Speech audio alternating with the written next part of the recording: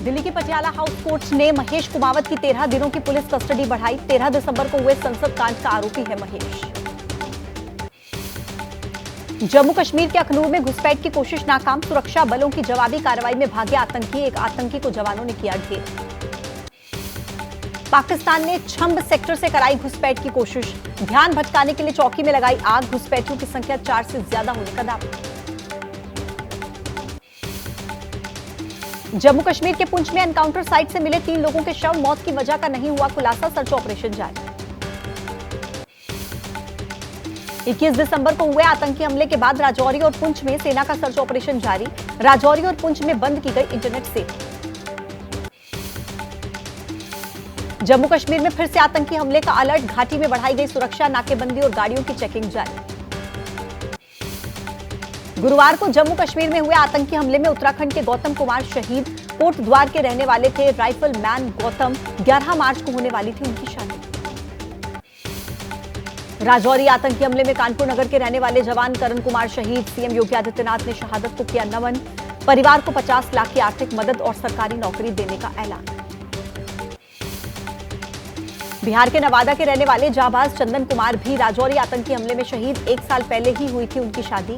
भाई ने कहा, बहुत निडर और बहादुर जवान था मेरा भाई। परिवार को गर्व।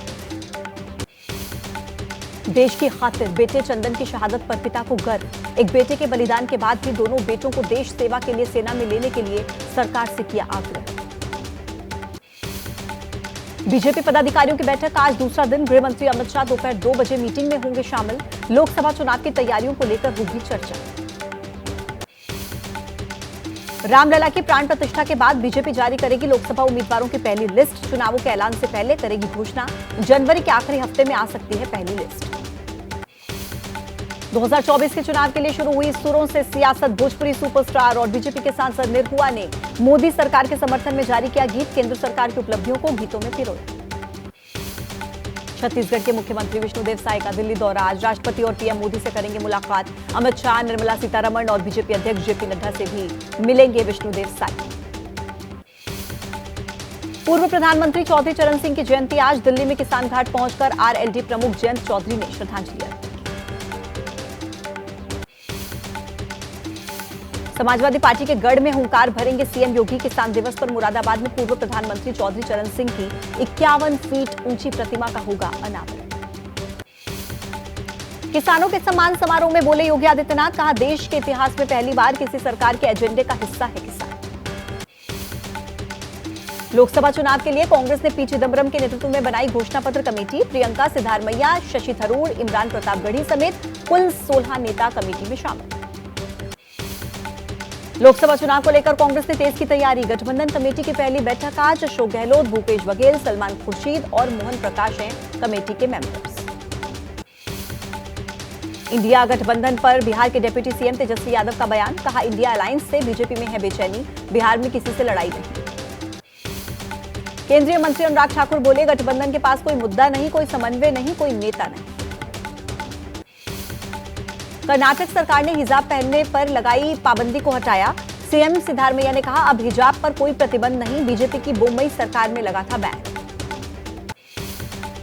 हिजाब पर कर्नाटक सरकार के फैसले का आरएलडी प्रमुख जयंत चौधरी ने किया समर्थन। कहा, खाने पीने और पहनावे की आजादी संवैधानिक अधिकार। दिल्ली शराब घोटाला मामले में ईडी ने सीएम केजरीवाल को फिर से जारी किया समन। 3 जनवरी तक पूछताछ के लिए बुलाया। साक्षी के संन्यास लेने के बाद पहलवान बजरंग पुनिया ने लौटाया पद्म पुरस्कार। पुनिया ने पीएम मोदी से बेटियों की इज्जत बचाने का आग्रह किया। साक्षी मलिक के संन्यास के बाद उनकी मां हुई भावुक। सुदेश मलिक ने कहा, बेटी के करियर के ऐसे अंत की उम्मीद नहीं थी। पहलवान साक्षी मलिक और बजरंग पुनिया से मुलाकात के बाद बोली प्रियंका गांधी। कहा, एक महिला होने के नाते पहलवानों से मुलाकात। गुजरात सरकार ने जारी की कक्षा 6ठी से 8वीं तक के लिए भगवद गीता पर पूरक पाठ्य पुस्तक। अगले साल से सिलेबस में जोड़ने की तैयारी। प्रदेश के शिक्षा राज्य मंत्री ने कहा, नई राष्ट्रीय शिक्षा नीति के तहत फैसले।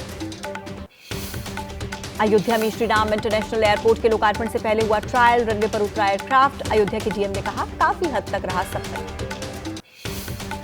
रामलला की प्राण प्रतिष्ठा के लिए सज रही है अयोध्या। 22 जनवरी को है राम मंदिर में प्राण प्रतिष्ठा। पीएम मोदी भी होंगे शामिल। दलाई लामा पहुंचे बिहार के बोध गया। महाबोधि मंदिर में पूजा अर्चना। मुंबई एयरपोर्ट पर एक शख्स के पास से 11 सांप बरामद। बैंकॉक से बिस्किट के पैकेट में तस्करी करके मुंबई लाए गए थे काले, पीले और सुनहरे सांप। डीआरआई ने आरोपी को किया गिरफ्तार। International motivational speaker Vivek Bindra के खिलाफ नोएडा में मुकदमा दर्ज। विवेक पर पत्नी से मारपीट करने का आरोप। 16 दिन पहले दिसंबर को यानिका से हुई थी शादी। बिहार के हाजीपुर में शिक्षक की हत्या की साजिश का खुलासा। प्रेमी के साथ मिलकर पत्नी ने रची थी पति की हत्या की साजिश। शूटर्स को 35,000 की सुपारी देकर कराई थी हत्या। मध्य प्रदेश के नर्मदापुरम में हत्या के आरोपी के घर पर चला प्रशासन का बुलडोजर। एक हफ्ते पहले युवक की हत्या करने का आरोप। पुरानी रंजिश के चलते 4 युवकों ने हमला किया था। 3 आरोपियों के मकान जमींदोज। उत्तर प्रदेश के सीतापुर में भीषण सड़क हादसा। हादसे के बाद मौके पर ही बाइक सवार 3 लोगों की मौत, एक की हालत नाजुक। मृतकों की पहचान में जुटी पुलिस। उत्तर प्रदेश के नोएडा में लिफ्ट गिरने से हुआ हादसा। 8 लोग गंभीर रूप से घायल। सभी घायलों का अस्पताल में इलाज जारी। लिफ्ट में सवार थे 9 लोग। देश भर में 24 घंटे के अंदर कोरोना के 752 नए केसेस आए सामने। कुल एक्टिव केसेस की संख्या पहुंची 3,400 के पार। केंद्र सरकार की तरफ से एडवाइजरी जारी। कोरोना को लेकर पंजाब सरकार ने भी जारी की एडवाइजरी। भीड़भाड़ वाले इलाकों में लोगों को दी गई मास्क पहनने की सलाह। कोरोना को लेकर बिहार भी अलर्ट पर। डिप्टी सीएम तेजस्वी यादव ने ली बैठक। कोविड-19 से निपटने के लिए स्वास्थ्य अधिकारियों, डॉक्टर्स और मेडिकल कॉलेजेस के निदेशकों के साथ समीक्षा। कानपुर आईआईटी कैंपस में स्पीच देने के दौरान बड़े वैज्ञानिक प्रोफेसर समीर खांडेकर की हार्ट अटैक से मौत।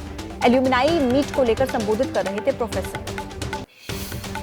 जम्मू कश्मीर के सोनमर्ग में भारी बर्फबारी। पूरा इलाका सफेद चादर से ढका। सड़कों पर जमी बर्फ को हटाने के काम में जुटा प्रशासन।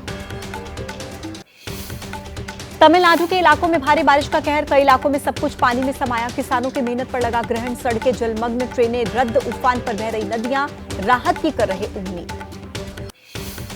दिल्ली एनसीआर में कोहरे और शीतलहर का असर। तापमान में गिरावट दर्ज। ठंड से बचने के लिए गर्म कपड़े और अलाव का सहारा ले रहे लोग।